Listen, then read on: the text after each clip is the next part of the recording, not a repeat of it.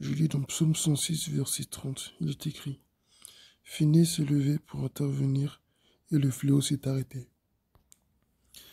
Phinées s'est levé pour intervenir et le fléau s'est arrêté.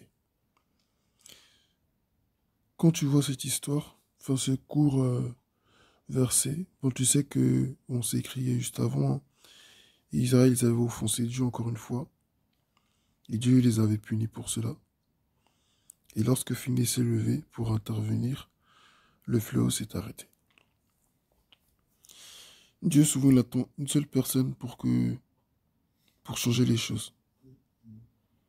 Dieu souvent il attend une seule personne pour changer les choses, mais il arrive malheureusement que cette personne que Dieu attend, souvent, en tout cas, ne se montre pas disponible aussi.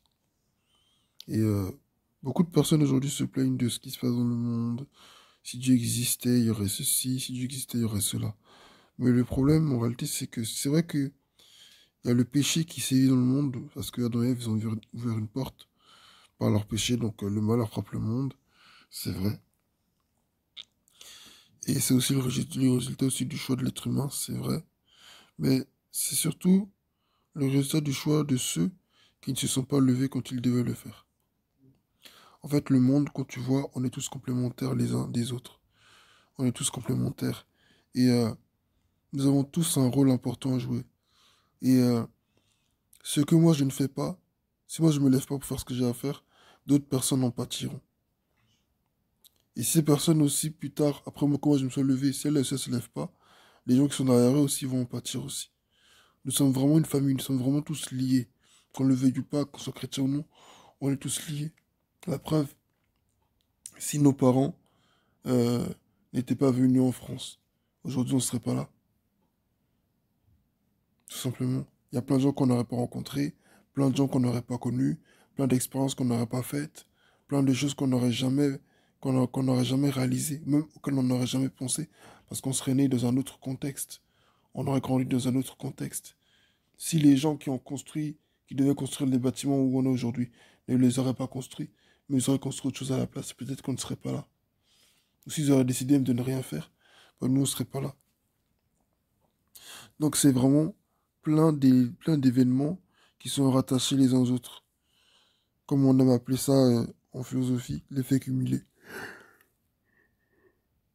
Mais bon, c'est pas vraiment de ça qu'il s'agit, mais quoi qu'il en soit, Dieu nous appelle vraiment à faire ce qu'on a à faire. Parce que Dieu, souvent, il nous attend.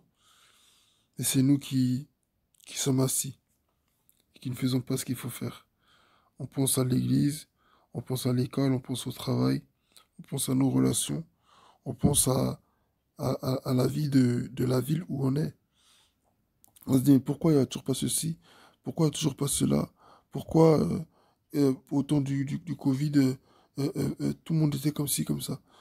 Mais est-ce que ceux que des fois que Dieu avait choisi pour parler étaient en train de dormir? Donc, Dieu nous appelle vraiment à nous lever comme finés. Nous savons que toutes ces personnes-là avaient l'Esprit de Dieu pour un temps, le temps de leur mission, et après, l'Esprit du Seigneur les quittait. Mais nous, nous avons l'Esprit de Dieu en nous en permanence. Que Dieu nous aide à faire ce qu'il y a à faire afin que d'autres personnes puissent faire aussi ce qu'elles ont à faire. Amen.